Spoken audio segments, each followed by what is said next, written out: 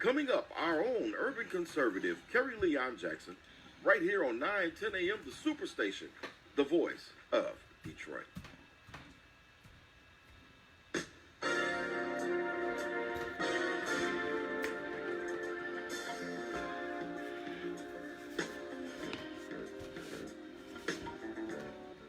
All right, Kerry, you're up. Good morning, Metro Detroit. This is Kerry Jackson, your urban conservative. How are you this morning? Martin, let me just give you a heads up. It didn't work the way I wanted it to, so we're going to go with the old-fashioned way of getting it done. I got you. All right. You're listening to 9:10 a.m. The Superstation. This is Kerry Jackson, your urban conservative. It is now 6:04 a.m. If you've got to be there by 7 o'clock, you got 56 minutes to get there. The number here in the studio is 313-778-7600, 313-778-7600. Give me a call if there's something that you want to talk about.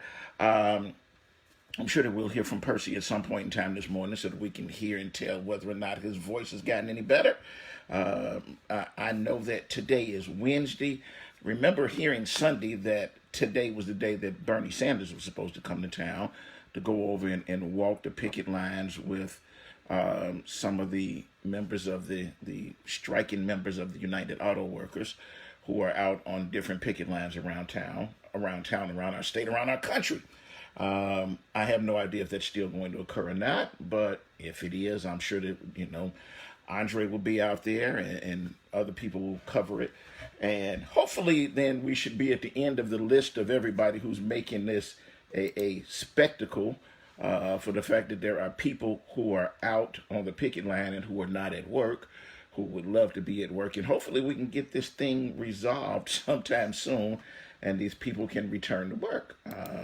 I'm hoping, I'm praying, and all of our prayers go out to those members who are out, members of the United Auto Workers who are out on the strike line. What I wanted to talk about today, many of you saw, I'm hoping that you saw the story the other day, where a couple of EMS workers arrive at a location in the city of Detroit. They're rendering aid to a young man in one room who's having a heart attack and who unfortunately at some point in time later on that day died. Another young man arrives. He's upset. He is clearly belligerent and demanding the attention of a young lady who happens to be at the same address. He then takes that young lady into the other room. There's a scuffle. There's some screaming. He stabs her, apparently from news reports, 15 different times, kills the young lady. One of the EMS workers, because they don't have a sidearm with them, he goes outside so that he does not attract attention to himself and doesn't get himself killed in order to call the police. The one thing that the police are very, very proud of is that from the time that they received the call to the time that they arrived on the scene, 6 minutes passed. Thank you, Detroit police, for getting there within the 6 minutes. However, by the time the 6 minutes was over, that young lady who was later on transferred to the hospital died. The person that was having a heart attack died. 2 EMS workers were placed in harm's way where something else could have happened to them.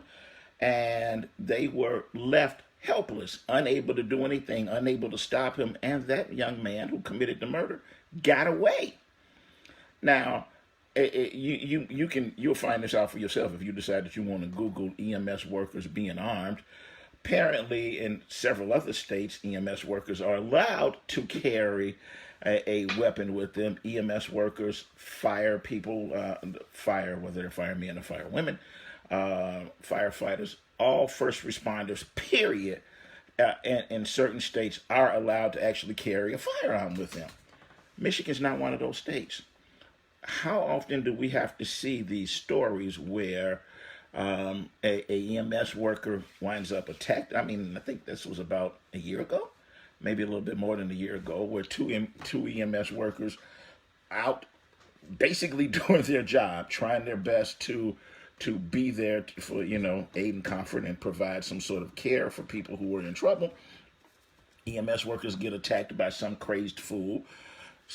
Somebody winds up getting stabbed. They're injured. This is not a 1 or 2 times that this has happened. This has happened on plenty of occasions. here in the city of Detroit, around our state, in other states. Do you think that it is time for us to allow EMS workers to be armed? Now, look, if you do the same quick and dirty research that, I mean, I know when I was younger, we used to actually have to go to the library, pull, go pull volumes down, go look through all of the old copies of Newsweek, USA, the U.S. News and World Report, and things like that to find this kind of stuff out. Today's generation, you can find that out simply by Googling it. If you even Google it, you'll find out that there are, of course, there's always two different sides to every story, but there's two different views. One view is, why would we want to have the EMS workers armed? Oh no, they're going to wind up making their own patients, and this is just not going to be good, and all sorts of horrible things are going to happen. I don't really know that I want to buy that. I don't know that I'm going to buy that there are a bunch of horrible things that are going to happen. If you've got people you're sending into harm's way every single day, there's not one person, you will not find anybody in the city of Detroit who's going to say that police will be able to accompany EMS workers to every scene. It's not going to happen. You're not going to be able to find anybody in the city of Detroit that's going to tell you that the police will always arrive at a scene before EMS workers get there. It's not going to happen. Why are we just ignoring the truth? Why are we sending EMS workers into harm's way on a daily basis unarmed? I think that it's time for them to get some training. If in fact, okay, it does say Bernie Sanders to join striking workers is what one of these monitors in front of me says. I mean, here's my thing. If in fact the workers are trained, if they're confident, if they are competent to carry the weapon, especially off duty, why wouldn't we allow them to also carry one when they're on duty for their own protection, for the protection of them and whoever else happens to be riding in that rig with them? What on earth could possibly be wrong with that? If you will allow grandmothers and grandfathers to carry when they're going to the gas station at 11 or 12 o'clock at night and any place else that they're going to go, why would you not want EMS workers to be able to protect themselves? I understand that there is liability and that departments around the country are like, oh my God, no, because the more people that are carrying, if we allow them to carry, then we've got to get an extra liability policy. We're going to have to pay for that. Yeah, guess what? If you have people who keep getting stabbed and beat while they're at work, you're going to need an extra liability policy. You're going to wind up having to pay those claims. Why not at least take the extra added step of saying, look, you don't have to get a gun. You don't have to carry one if you don't want to. The truth of the matter is, if you go take the class, you need to understand this. My wife's a correction. She works with the Department of Corrections. The very first thing that they had to do when she got the job, and I mean, all of the women that work for that department were not happy. They had to go get the training. They had to go to get trained by state police. They had to learn how to use the weapon. I mean, if you're going to go out and go looking for folks who don't want to wind up, they've already committed some sort of an offense where they are under the jurisdiction of the Department of Corrections in the first place. If you're going to go knocking on doors all the time looking for these people, you got to be armed. You got to be ready. You got to have the little jacket in the back that says MDOC. It's okay for us to send police officers out, to send correction officers out with a gun. Why would you send a firefighter to a scene, at least where there's not one? I mean, it's bad enough that we're sending firefighters to locations where not one fire hydrant has any water in it. We can talk about that another day. That is ridiculous. Those things should be checked. We should know where there's water, where they're working and where they're not. But hey, you know what? We'll talk about that on another occasion. But it's bad enough that you send firefighters there. I think it's horrible that you send them to locations where there's no police protection. There are rowdy citizens. Somebody probably set the thing on fire in the first place. Somebody's mad about their house burning or what's going on. You've got a ridiculous number of variables that nobody can control, and you leave them there and they're helpless. 313-778-7600. I think it's time. I honestly think it's time that we took the extra added step of at least allowing the people who put their lives on the line every single solitary day for us to at least be able to protect themselves every day. What do you think? 313-778-7600. Sure, there are plenty of you want to call and talk about this impeachment stuff. I said what I needed to say about it the other day. I have absolutely no faith at all in Nancy Pelosi and any of these other folks who are taking this fantastic step now of saying, oh my God, now this is it. Now you've crossed the line. Now I'm upset enough that we actually are going to try and start the impeachment proceedings by carrying out we're going to try and organize an investigation, and we're going to try to make sure that all of the 6 different committees that are taking part in this investigation, that all of them are going to be coordinated, and they're going to work together, and we're going to get to a point in time when we might be moving to impeach the president. Y'all need to understand that the folks who were elected back in 2018, they all felt the exact same way. Now I understand, Alyssa Slotkin and 6 other freshman congressmen put a letter together yesterday, and it was published, and you could see Alyssa out on different outlets saying, you know what, we've just found out that, because she knew that her district is still pretty easily could be a Republican district, and so they decided to, now that all of the polls say that suburban white women have had enough of Donald Trump, and that they can't believe that he's actually deciding to say, look, I don't care about your Constitution. I'll do whatever I want to do, and none of you are going to stand in my way. Man has done this for the last 2 years, 8 months. So what's new? What happened this time? I heard all of the stories yesterday where they said, well, all of the other stuff was about 2016, but this is about 2020. And we're not going to allow some sort of people to be interfering for 2020. Yeah, I'm sorry. I don't see the difference. I honestly don't. He has not changed. He's the same criminal in the White House, the same racist in the White House that he's been for the last 2 years, 8 months. The fact that he actually admitted on TV that, yes, I called. Yes, I brought up Biden's name. No, I never said that there was any quid pro quo. But, the truth of the matter is, a week before he called, he told the people in his cabinet, all of that $400 million we were going to send over to the Ukraine, don't send that yet. I've got to call them and have a little talk with them. And when they when he didn't get the satisfaction he wanted, their money was not released. This was money that was already appropriated by Congress to be sent to Ukraine, who happens to be in the middle of a war. And Donald Trump's playing with their money, saying, yeah, you either do what I want, or I'm not going to send you the $400 million. Once he knows that the story is coming out, and only after he knew that the story is coming out, did he decide to release the money and then sent them an extra $140 million of taxpayer money to try and shut them up. This man could care less about the way that things are supposed to work. Y'all have heard me complain about this over and over again in the past, about the fact that we've got people who are not leaders, who happen to have been elected officials, and that what we need some leaders. We need people who actually care a little bit about the Constitution. I don't want to hear anything about a letter that was written by some unelected, unappointed person who happened to work in the Office of Legal Counsel at the Justice Department. The man's a criminal. Nobody's above the law. And I mean, seriously, Gerald Ford would not have been vice president had they not decided that, you know what, the current vice president back in 1972 was a criminal. And so we're going to charge him. You can charge the vice president. You can charge mayors, senators, congresspeople, local officials all over the country. There's absolutely nothing stopping you from charging a criminal in the White House, except, yeah, y'all happen to be happy with what he's doing. Yeah, no, don't lie to me. I already know that's why. At no point in time has anybody done anything about him. Ladies and gentlemen, it's going to be up to y'all to decide you want to get rid of him. 313-778-7600 is the number. Let's go to...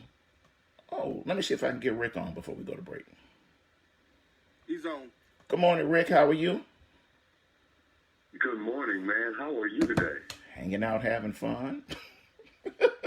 You know what? You always manage to have fun when you're on the radio. Man, I'll tell you this. When you peruse what's happening in the city and you look at what's going on, and I swear you know exactly what stories that I'm going to be listening in on, because you have a way of knowing your audience.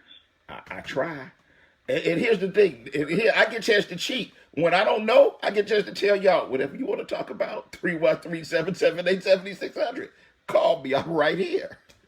So what's on your mind? The story for which I'm calling in. Right? We're talking about, are we willing to entertain the idea of allowing our EMS personnel to carry guns for their personal protection and safety on the job? Now, I will say this before I even really get started. Let me just say this.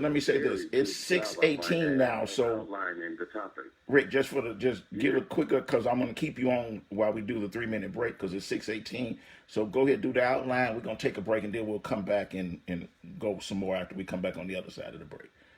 Okay. A quick outline, man. Go ahead. A quick outline is if a situation develops where the EMS personnel are in trouble, there's going to be a delay before law enforcement officers get there. The second point is that it would be entirely voluntary. You don't want to force anyone to do anything, and carrying guns would be one of them. Timing is the other issue.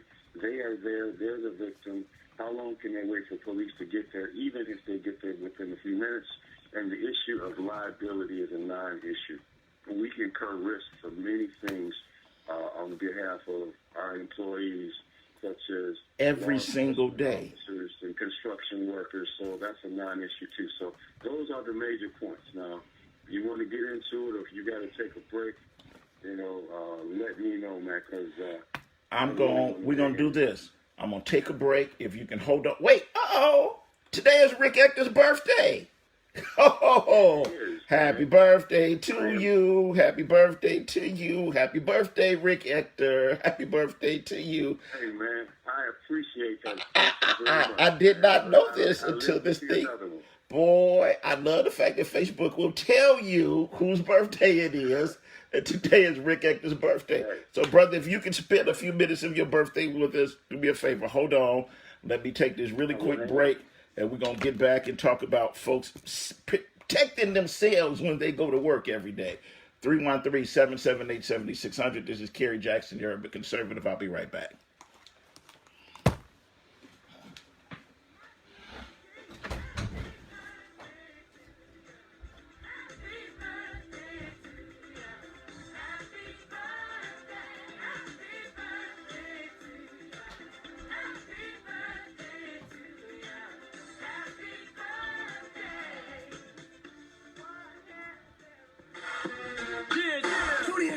Here in the building. You know the locations. 8 Mile between Wyoming and Illinois, 7 Mile in Mendota, 7 Mile in Steele.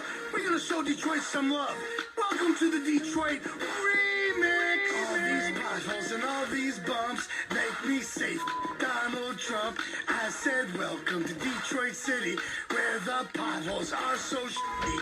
Every place, everywhere I go, make the inside of my stomach go, oh! All joints and tires go boom. Every time I go over a pothole in the streets, make me holler, call Tony in the streets. Call 341-666 in the streets. My name is Tony T. I got 3 shots in the D, and you know where I be. I got 90 days, same as cash. All you gotta do is ask. Tell your girls, tell your boys, we on 8 Mile, Illinois. Call me right now at 341-6666 for a spray and sprung $10 pothole safety inspection. We on 8 Mile between Wyoming and Illinois, across the street from the Citgo gas station. Detroit, till I die. I knew I could get myself out of this. I just needed some hope and some help. I took the first step to recovery when I made the call. Since 2014, Addiction Hope and Helpline has answered calls for recovery and treatment 24/7, 365 days a year.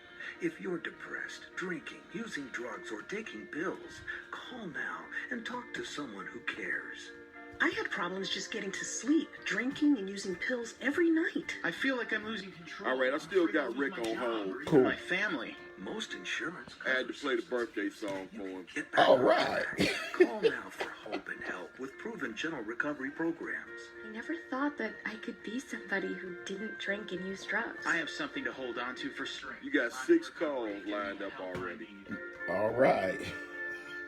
Call 800-379-4799. 800-379-4799. All right, here we go. 4799.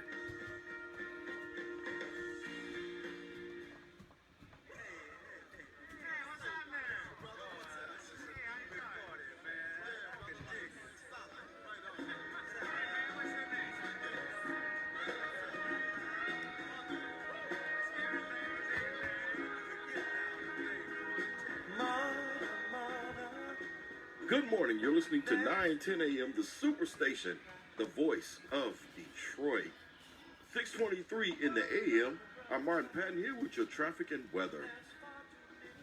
Few traffic incidents to tell you about this morning.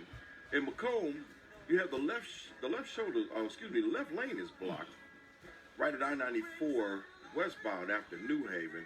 And the stop-and-go traffic is backed up to 26 Mile. Police are on the scene and they're investigating that accident, so have some patience while they're out there trying to get that wrapped up. In Oakland, we have slow traffic at I-75 southbound between University Drive and Chrysler Drive. Also in Oakland, I-75 southbound between 9 Mile, John R. and 8 Mile is running slow this morning. In Detroit, you have road construction that has the right lane closed at I-94 westbound between Warren and Livernois, and that road construction is scheduled until 3 p.m. on Thursday. So be aware when you're traveling in that area as well. Monroe, you have stop traffic right at I-75 southbound between Erie and Summit Street exit, and that's building to about 16 minutes now. Sterling Heights, your stop traffic is M59 westbound between M53 and Mound Road. Also in Canton Wayne, Michigan Avenue westbound between South Lots and Haggerty Road is running slow this morning. And also in McCall, M59 eastbound between Cass Avenue and Van Dyke Avenue. Now, take a look at the weather. Right now in Detroit, it's 64 degrees and clear. Today we can expect a high of 78 degrees with some sun and with increasing clouds in the afternoon. Tonight is going to be partly to mostly cloudy, low of 59 degrees. Thursday, some clouds in the morning. It's going to give away to mainly sunny skies in the afternoon with a high around 70. It's going to be clear Thursday night with a low of 50 degrees. Friday, to start the weekend off, partly cloudy to mostly cloudy with a high of 76 degrees. The weather's been brought to you by Weather Vision, and the traffic's been brought to you by the Total Traffic Network. Coming up, the second half of our own Urban Conservative Show with Kerry Leon Jackson, right here on 910 a.m. The Superstation, the voice of Detroit.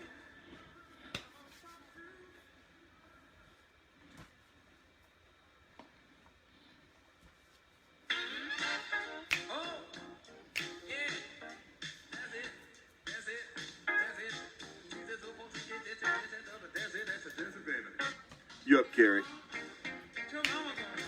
Good morning once again, Metro Detroit. This is Kerry Leon Jackson, your urban conservative. How are you this morning? Time now is 6:26 a.m. If you've got to be there by 7 o'clock, you've got 34 minutes to get there. Let me just say this. This morning on the Coco Show from between 7 and 9, I'm not real sure what time she's supposed to be there, but Coco's got a very special guest who is near and dear to my heart. Many of you know that I went to law school with Judge Vonda Evans, and she's the person that initially brought me over here to 910 a.m. Superstation.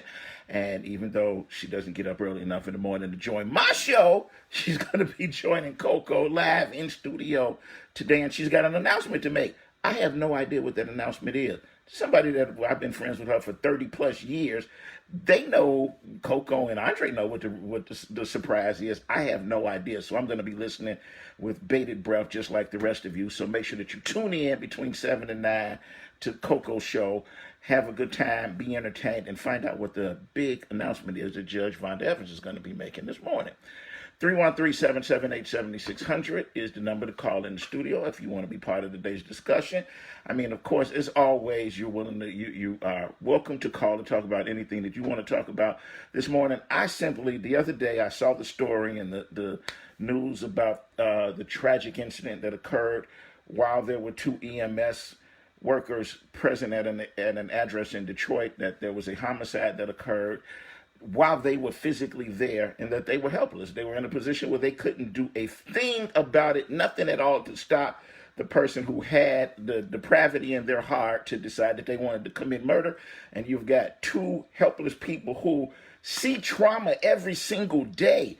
Their job is to arrive, to go into, that old saying, when we run out, they run in. That's their job, is to run in to save people every single day. And they put their lives on the line, and they could easily have been victims. And we in Michigan have not yet taken that step. That even folks are smart enough in other states to have said, I'm not going to have EMS workers going into dangerous situations without being able to carry a sidearm with them. I think it's time. And we were lucky enough to get Rick Ector from, okay, why am I having a brain freeze? Today is Rick Ector's birthday, so if you call in, you might want to say happy birthday to Rick. But, Rick, tell me the name again of your handgun training company. I am having a brain freeze right now. Rick?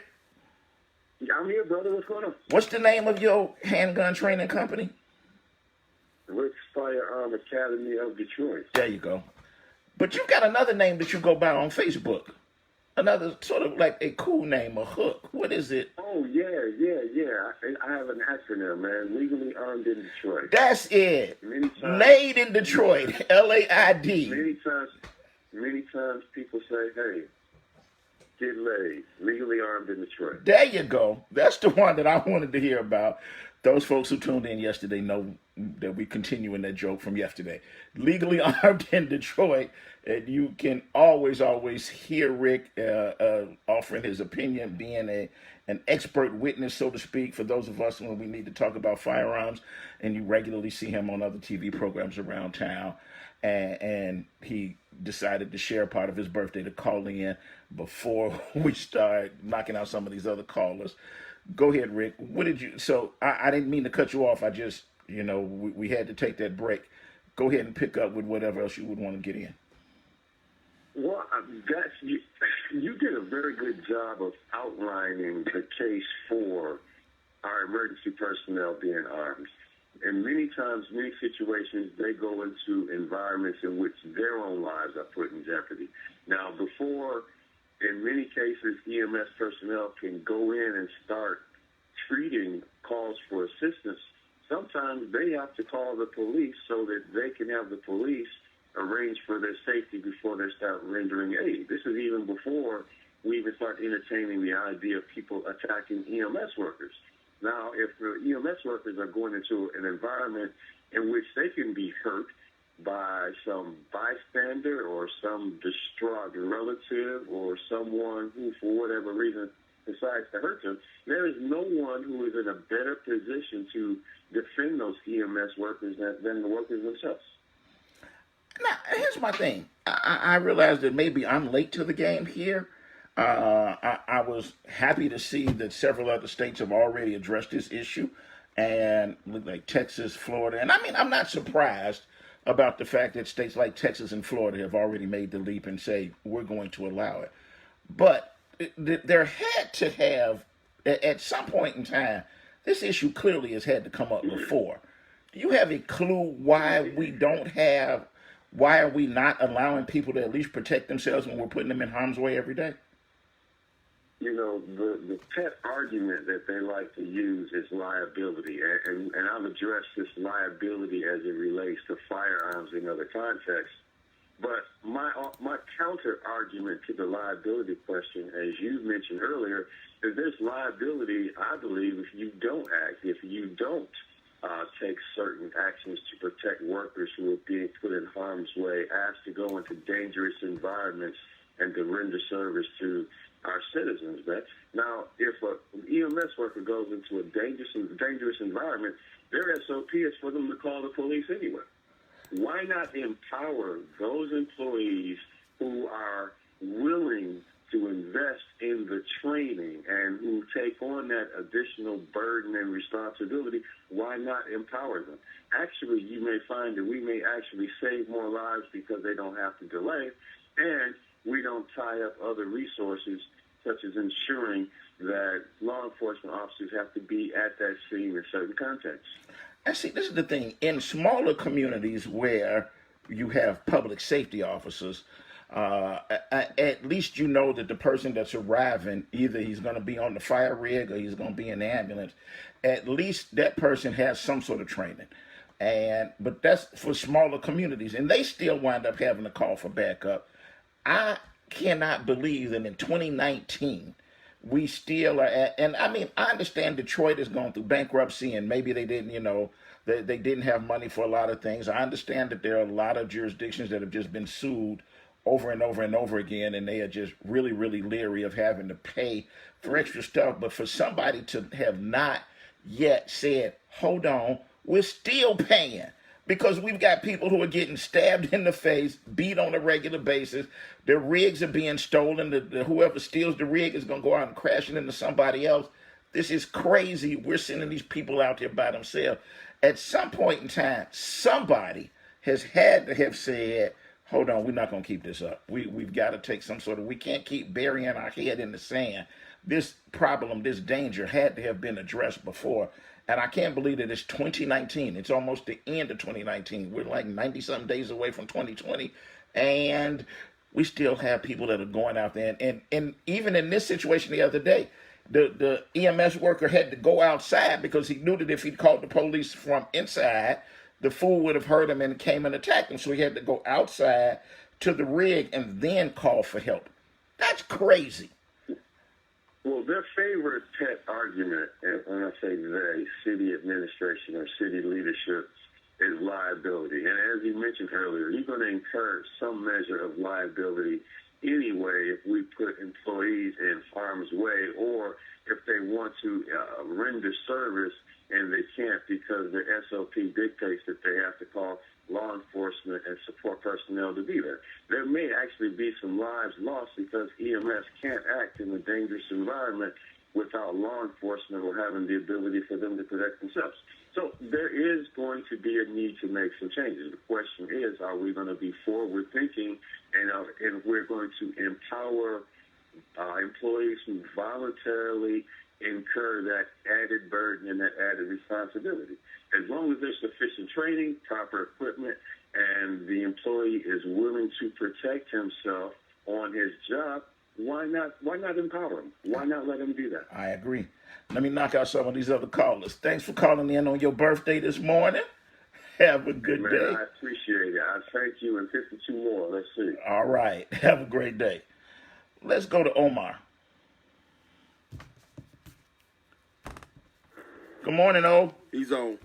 Good morning, Kerry Leon Jackson. How are you? I'm fine, brother. How are you? I'm good. Well, first of all, the EMS, it should be at least one person carrying a firearm. Not two, maybe one. But, you have to have proper training, and, it should be a little race relations in there because, we get young EMS guys that's not used to dealing with people from the city, and they may start just shooting people for screaming. You know what happens. White people. And the president is a bully, period. He will continuously bully anybody he can to try to make himself look good. He's a bully. He's beyond the bully. But my thing is, there's a point. Look, I tell you what I tell my kids. There's one way to wind up stopping a bully. Punch him in his mouth. There's no way on earth that anybody should just sit there and shake in their boots, mostly Nancy Pelosi, and get to a point where 2/3 of, actually we're past 2/3. I heard last night it was 75% of her caucus told her in the meeting yesterday, it's time, we're going to do something about it. You need to actually be prepared to start the move. This woman is sat on her hands. Mitch McConnell, everybody keeps saying, well, we got to worry about Mitch McConnell. Look, there are 99 other people in the Senate whose job it is to tell him, our constituents at home say we got to get rid of this man. You either going to do it or we're going to move you out of the way. Our system has been prepared for this kind of thing, but our system's not going to work when people sit around and say, I'm not going to do my job. Well, Nancy Pelosi, something is hanging over her head, man. The president got something hanging over her head. It's been, 3 years now? And all the crazy stuff this guy's done, and she just brushed it off. 2 years, 9 months. Well, 2 years, 9 months. The Me Too movement, he has assaulted women. If this was President Obama, they would have had National Guard take him out of the office. Come on, man. And that's my thing. It is, even if, let's say that this man chokes on a cheeseburger tomorrow, y'all have changed the rules. What are you going to wind up doing? The next president is going to be the same way, and the one after that. It's everybody sitting around on their hands not doing their job is putting us in a position where the Constitution doesn't work. And we've got to get back to that point where it might not have always worked the way that we wanted to for blacks, but at least it was doing something. It was protecting some of us. Now, when people are not doing their jobs, it's not protecting anybody. And that's a real big problem. But, you know, once you wake up the elephant in the room, which is the black party, and they realize the black and the poor party, poor white people, and they figure out just how much this guy is not in their corner, then, you know, maybe somebody's going to call their senators and people say, hey, he's got to go. Let's hope. Or you got to go. My fingers are crossed. I hope at some point in time people are going to wake up. All right, brother. Have a good day. I hear you in the car already? Yes, of course. All right. Drive safe. We'll talk to you later. All right. Let's go to Percy. He's on. Good morning, Percy.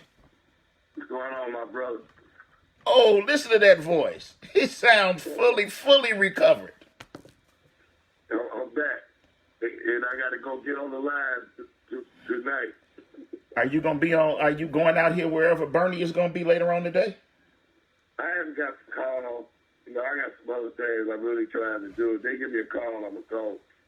You know, if I don't get the call from my leadership, I won't be going. You know, because my day, we got certain times and days that we go. So right now I'm going every other day.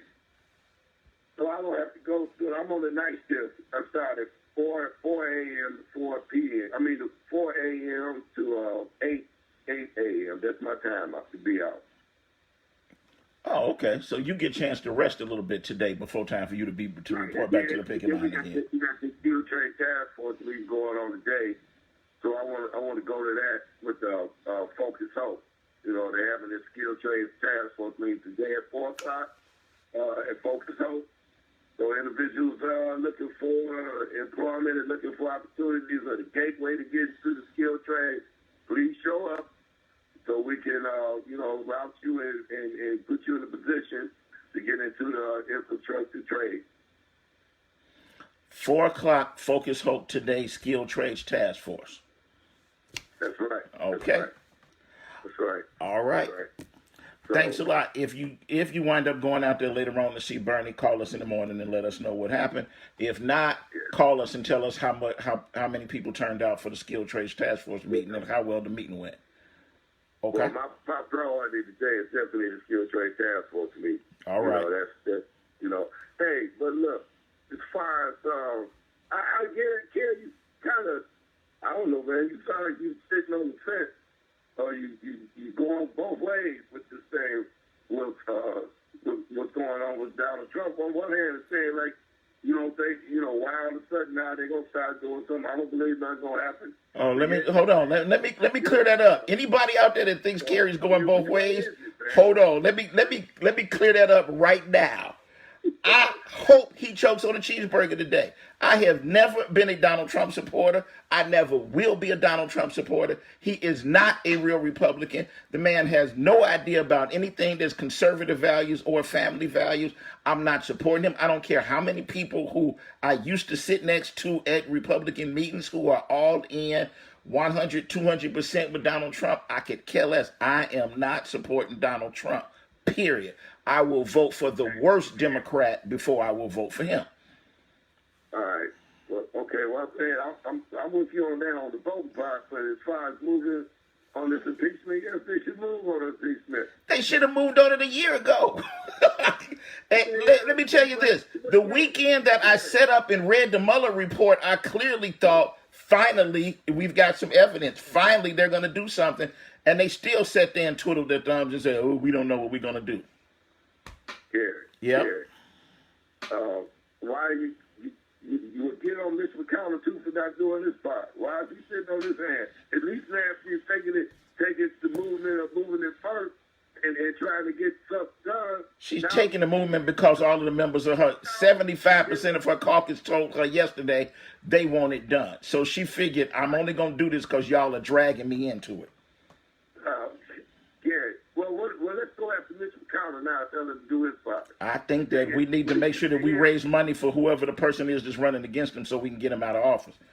He's been a racist for a long time, long before Donald Trump got there, but you know, those people over there in Mid-America in that one part of the country seem to have, you know, they love him for it. Well, I hope now we're moving in the right direction where we can start putting people in office that's going to represent people like they should and start getting these races out and start putting people in that's going to put our nation in where it's supposed to be. You know. I'm all on your side. You've got look. So yesterday was, we didn't even talk about yesterday. Yesterday was voter registration day. Once again, individuals, if they're saying that you voting is not enough, I'm going to challenge everybody to encourage 10 other people to go vote. And these upcoming elections, you need to be registering other people to vote also. You voting by you just voted is not enough anymore.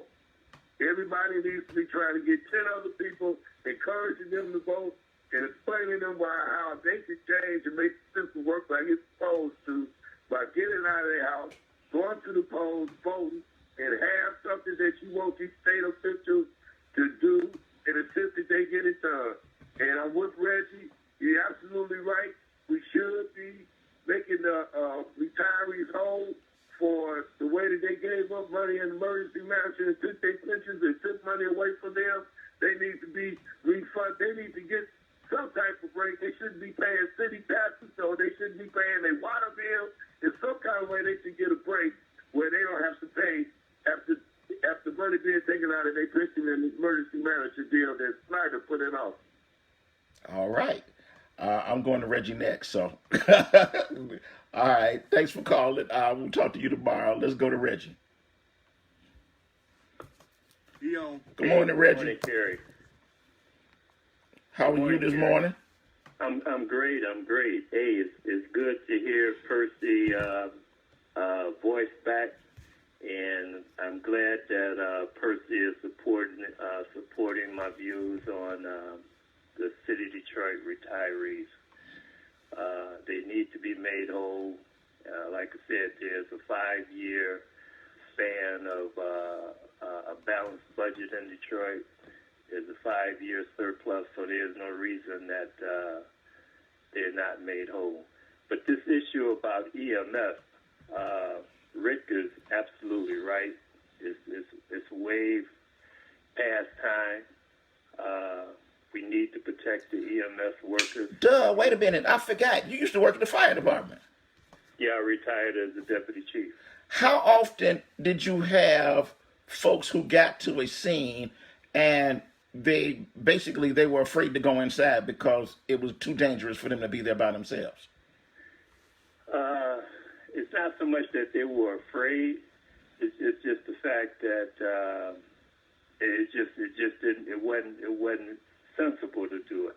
It happened quite a bit, and like I said, I joined the fire department in June 26th of &72, retired September 16th, 2009, and so during that span, 37 and a half years, it happened quite a bit. So yeah, you have EMS workers across the country wearing body armor. That's for a reason. Now, it has gotten to a point that they do need the training to carry firearms. I mean, you look across the country, you got teachers now carrying weapons in the classroom. In Detroit, we've had EMS workers slashed, stabbed, and like you said, EMS rigs have been stolen, medication has been stolen off the EMS rigs. So yeah, it's time. So did the issue at least come up previously that somebody said enough is enough, we need to at least arm them, at least give them the opportunity to carry their own firearm if they want to? The issue has come up previously, but it's the lack of leadership and elected officials to really look at this situation, and they never really took the situation serious. I mean, you have in other communities when EMS respond, you have a fire engine respond with them. Well, that's to assist, because in most cases the firefighter on the emergency apparatus, the engine will get there before police get to the scene or before EMS get to the scene. But the second reason is the manpower on the scene. When you got the paramedics, EMTs working on the patient or the victim, then you have the other fire personnel standing, watching the bystanders or the family members. But now, like I say, in Detroit, it's a situation where, yeah, the EMS workers, they need to be armed. Let me tell you, and when you just said it, I thought about out here in Farmington Hills, happens every time. Even for, even if the call is just about, an old man who might be having a heart attack or something, it's not just one rig shows up. It's the ambulance shows up, a fire truck shows up with them. There's always extra personnel there. I mean, there was one morning that I wound up choking on something, and my wife had left out, and I hadn't yet had, my son has since then had to take the life-saving course, but I had not yet had him taking the life-saving course, so he didn't know how to do the Heimlich. I actually was able to dial 911. Now, by the time they got here, I was fine, but when they pulled up, there was 2 rigs and a fire truck. That's right. And it was nothing more than, I called 911 and said, I took one of my pills this morning and I was choking, and it didn't go down all of the way, and they sent 3 rigs. They said 2 ambulances and a fire truck to my house for one person that was choking. So that's because of the leadership of your community. The citizens support the elected officials. The elected officials, they're held accountable. The elected officials, they serve the public. They serve in the community and the taxpayers, and that's what we do not have in Detroit. So until we have that point, I mean, the liability issue is just like Rick said. Okay, what happens when an EMS worker get injured or killed? What about the liability then? You know what I'm saying? I agree. You said there's going to be liability, so you might as well be smart instead of allowing people to wind up sitting out there being helpless where they can't do anything. Exactly, but again, it's great to hear Percy and whoever else come together and solidarity for union workers. Hey, to get behind the city of Detroit retirees. Detroit is United LLC. Like I said, we have our call to action October 5th. Hopefully, we can get the people involved to come to the call to action, because it's serious today. I mean, we have a situation where, as we know, the Avenue of Fashion situation versus downtown versus City Hall. So we need to, for solutions, we need to get to the bottom, find out what's going on with this situation, why the black businessman or person have to get a loan of $20,000 when white business owners downtown, midtown, Corktown, they get grants, subsidies, tax abatement. It don't make sense. So we need you to come out. We passed some flyers out on the Avenue of Fashion to the businesses. We want them to come out. We want to dialogue to reach positive solutions. Okay. So it'll be at MCRGO College, 8425 West McNichols, Madam Cadillac Building. Any questions, you can call Reginald Amos, 313-399-8290. You can follow us on Facebook. And Kerry, I don't know, I don't want to disrespect your show, so I won't say the name of the station, but Detroit is United. We're going on the radio as of tomorrow, and we'll have a show every week. All right.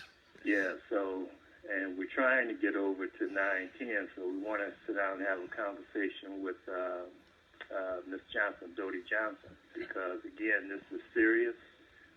Detroit is in a serious crisis.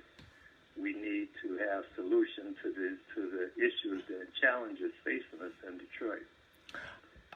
I will send her a text and let her know that you call regularly, and we'll see if we can move that along. Okay? Hey, appreciate it. All right. Have a good day. Have a great day. Yep.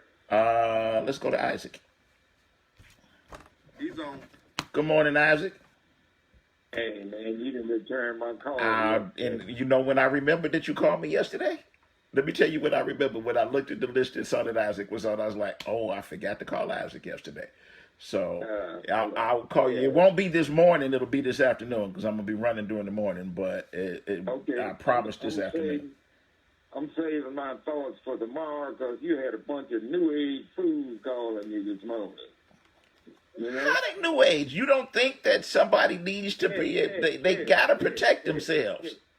Kerry, when you go to the gas station and you want to fill up, the attendant's gonna hand you a Glock so you can protect yourself at the pump.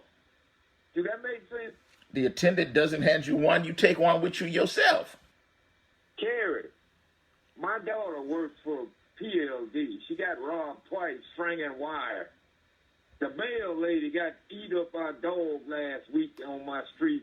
Do she need a gun too? Yes. Do the school bus driver need a And gun? you know, all that the mail carrier is allowed to carry is mace. Hey, Kerry, we don't need to enhance this proliferation of guns. We don't need it.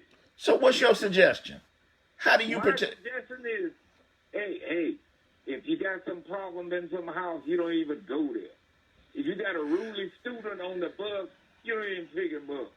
If you got a ruly dog, don't even deliver the mail. Isaac, you know that we've had a problem with EMS workers saying, I'm not going in that house, it's too rowdy. And then they wound up getting fired and charged with not doing their duty. Hey, you picking on one group. Leave them guns in the lockbox, wherever the heck they are. You don't need everybody armed. If you're going to arm the firemen, the EMS, the taxi drivers, why not just arm every citizen in the city? There are some people that say that that's what you need to do. There are those that understand that the police only come to clean up after the crime has occurred. The police are not going to be able to stop a fool from robbing you. They're after the fact. And so I don't want the police, I don't want to have to tell them what happened after I done been shot or one of my loved ones have been shot. When the police get there, I want to show them the body of the fool that decided he tried to rob Kerry Jackson. So you're going to shoot a man for trying to rob you? I've done it twice before. Twice before. He needs some money. I've shot him twice before because the fools decided that they wanted to rob me. Yes. And I didn't need no assault weapon to do it either. Okay? Shit. Yes. Oh, one last thing before I go. The Bible says, whatever you bless a man with, you blessing yourself with. Don't eat no hamburgers today.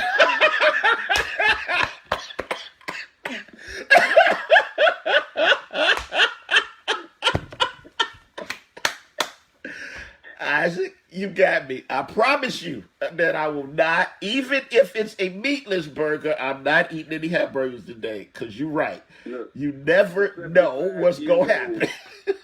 Take, when you get out in your car today, this morning, take that back. There you go. All right. Thank you. They playing the music. All of y'all that's on hold, call me tomorrow. Sorry I couldn't get to y'all. I will get to you in the morning. I'm out of time. Next up is the Coco Show. And as I said earlier, she's got a very special guest on, Judge Vonda Evans, a friend of mine for 30 plus years. Is going to be on, and she's got an announcement to make. I have no idea what that announcement is. I think, at least somebody could have texted me to tell me what the announcement was, but I'm going to find out the way the rest of you do.